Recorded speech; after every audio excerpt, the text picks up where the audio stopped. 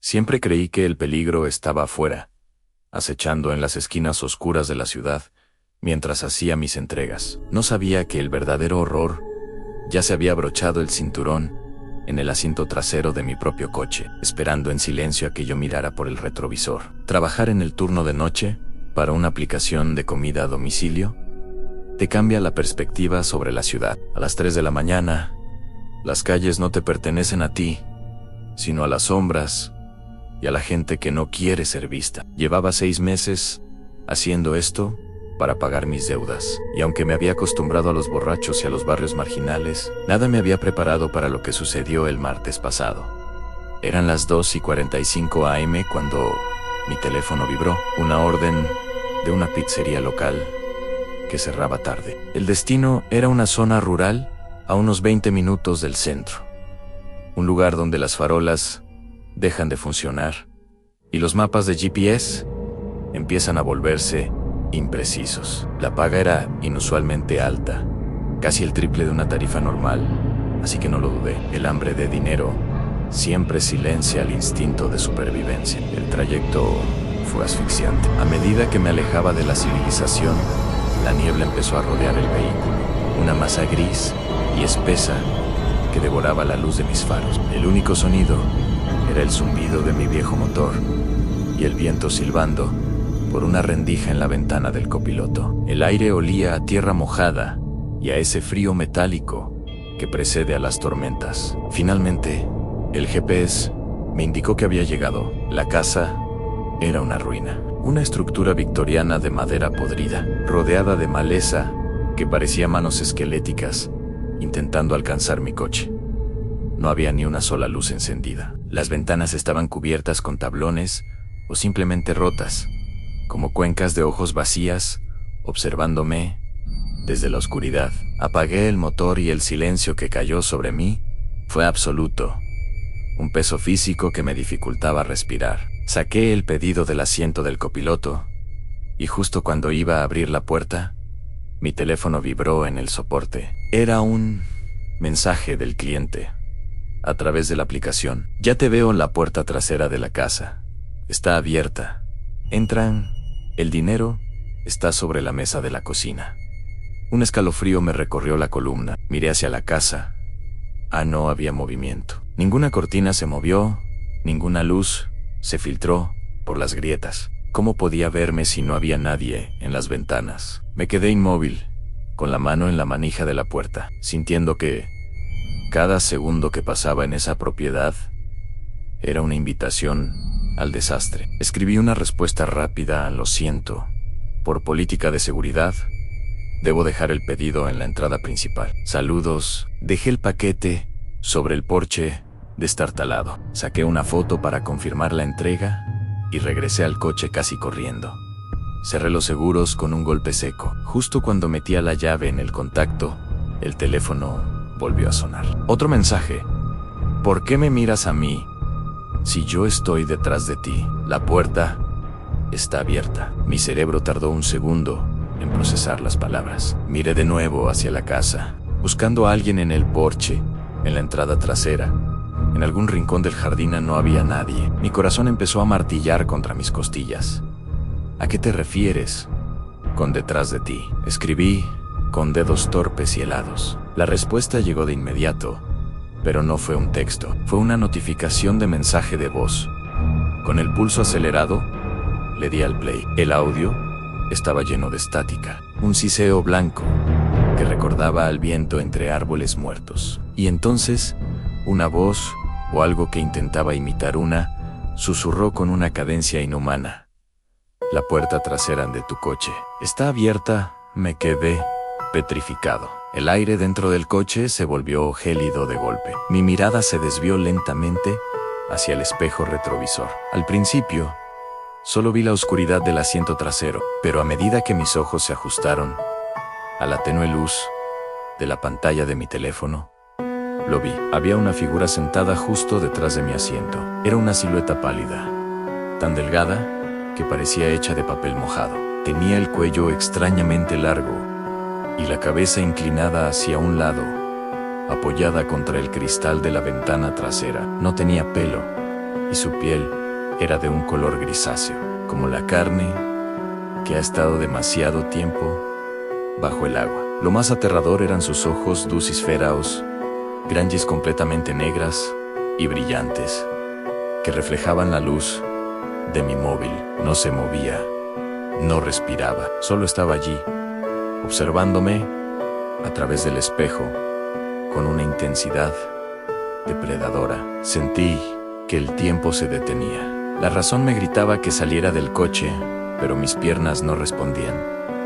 Entonces, la figura empezó a abrir la boca. No fue un movimiento natural. Su mandíbula se desencajó con un crujido húmedo, descendiendo mucho más allá de lo que debería, revelando una garganta oscura de la que empezó a salir ese mismo siseo del mensaje de voz. El instinto de huida finalmente se activó. Giré la llave. El motor rugió con una protesta metálica y arranqué con tanta fuerza que las llantas escupieron grava contra la fachada de la casa. No miré atrás. Conducía ciegas por el camino de tierra, con los ojos fijos en la carretera, pero con la conciencia total de que esa cosa seguía allí, a pocos centímetros de mi nuca. Llegamos, susurró la voz desde el asiento trasero cuando alcancé la carretera principal. Grité y pisé el freno a fondo. El coche derrapó y se detuvo en medio del asfalto, bajo la luz naranja de una farola solitaria. Salí disparado del vehículo, cayendo sobre el pavimento frío, y me alejé, gateando hasta la otra acera. Me quedé allí, jadeando, esperando ver a la criatura salir del coche para terminar conmigo. Pero nada salió. Después de varios minutos que parecieron horas, me acerqué con cautela. La puerta trasera del lado del conductor estaba abierta de par en par, tal como decía el mensaje. El asiento estaba vacío. No había rastro de la figura pálida, excepto por una cosa sobre el tapizado. Justo donde debería haber estado su cabeza, había una mancha de humedad negra y espesa que olía a podrido, y un pequeño fajo de billetes viejos, mojados y pegajosos, sujetos con una liga de cabello humano. Nunca volví a trabajar en el turno de noche. Borré la aplicación y vendí el coche esa misma semana. Pero a veces, cuando estoy en un lugar silencioso, escucho un siseo eléctrico en mi oído y siento una presión en el asiento trasero de mi mente, recordándome que hay clientes que no pagan por la comida, sino por el acceso a tu vida. Reflejo con retraso. Creía que los espejos eran simples superficies de cristal, diseñadas para devolvernos nuestra propia imagen, hasta que descubrí que a veces lo que hay al otro lado se cansa de imitarnos. Hay un tipo de miedo que nace cuando tu propio reflejo deja de seguir tus reglas y decide empezar a dictar las suyas. Trabajaba como conserje nocturno en el edificio de la corporación Atlas, una torre de oficinas de cristal y acero que, de noche, se sentía como un cementerio vertical. Mi turno empezaba a las 10 y terminaba a las 6 de la mañana. Durante esas 8 horas, yo era el único ser vivo en 40 pisos de silencio absoluto, interrumpido solo por el zumbido de las luces fluorescentes y el eco de mis propios pasos sobre el mármol pulido. El sueldo era excelente, precisamente porque muy poca gente aguanta la presión psicológica de estar solo en un lugar tan vasto. Te acostumbras a las sombras que parecen moverse en la periferia de tu visión y a los crujidos térmicos del edificio. Pero lo que ocurrió en la planta 22 el jueves pasado fue algo que ningún entrenamiento podría haber previsto. Eran cerca de las 3:15 a.m. Había terminado de encerar los pasillos y me dirigí al baño de hombres para realizar la limpieza de rutina. El baño era un espacio lujoso, en mármol gris, iluminación indirecta y un espejo enorme que recorría toda la pared sobre los lavabos. El aire allí olía a desinfectante industrial y a un frío gélido que el sistema de climatización no lograba mitigar. Empecé rociando el limpiacristales sobre el espejo. El sonido del spray PSSS era lo único que llenaba la habitación. Con un paño de microfibra, comencé a frotar en círculos rítmicos. Mi reflejo hacía lo mismo. En un hombre cansado, con ojeras profundas y un uniforme azul marino, moviéndose en perfecta sincronía conmigo. Pero entonces sentí una extraña punzada en la base del cráneo. Ese instinto primario que te dice que algo en tu entorno se ha roto. Me detuve para secarme el sudor de la frente con el antebrazo. Mi reflejo también se detuvo. Pero hubo un desfase, un retraso de apenas una fracción de segundo. Fue tan rápido que pensé que era un truco de la luz o un mareo por el cansancio. Sacudí la cabeza y continué. Sin embargo, cuando terminé de limpiar y me agaché para recoger mi balde, ocurrió lo imposible. Mientras yo estaba inclinado hacia el suelo, mirando mis propios zapatos, sentí que me observaban. Levanté la vista rápidamente hacia el espejo. Mi reflejo seguía de pie. En el espejo, el yo de cristal no se había agachado conmigo. Seguía allí, erguido, con el paño en la mano, mirándome directamente a los ojos con una expresión de absoluta neutralidad. Me quedé paralizado, con la mano aún en el asa del balde, sintiendo como el corazón golpeaba mis costillas, como un animal enjaulado. Pasaron 3 segundos eternos, en los que mi reflejo permaneció inmóvil, desafiando todas las leyes de la física. Entonces, con una lentitud desesperante, el reflejo empezó a agacharse para imitar mi postura actual. No fue un movimiento natural, fue mecánico, como si estuviera procesando un comando con retraso. Cuando finalmente alcanzó mi posición, se quedó allí, mirándome desde el fondo del cristal, con una sonrisa que yo no estaba haciendo. Mi rostro real estaba contraído por el terror. El suyo era una máscara de alegría artificial. Me puse de pie de un salto, retrocediendo hasta chocar con la puerta del cubículo del fondo. Mi reflejo tardó otros 2 segundos en levantarse. Se quedó mirándome, pero esta vez no volvió a la neutralidad. Empezó a golpear el cristal desde el otro lado. No escuché el sonido del impacto contra el vidrio, sino un eco seco que parecía venir desde el interior de mi propia cabeza. Antok, Antok, ¿qué eres?, susurré, y mi voz sonó quebrada, pequeña, en ese espacio de mármol. El reflejo no respondió con palabras. En lugar de eso, apoyó ambas palmas contra el espejo. Vi cómo el cristal se curvaba ligeramente hacia afuera, como si fuera una membrana elástica a punto de romperse. La temperatura en el baño bajó de golpe. Mi aliento empezó a formar nubes de vapor frente a mí. Pero en el espejo, el aire parecía estar hirviendo. Lo más aterrador fue cuando el reflejo comenzó a alejarse del cristal, caminando hacia atrás, hacia la profundidad del baño, que se veía reflejado.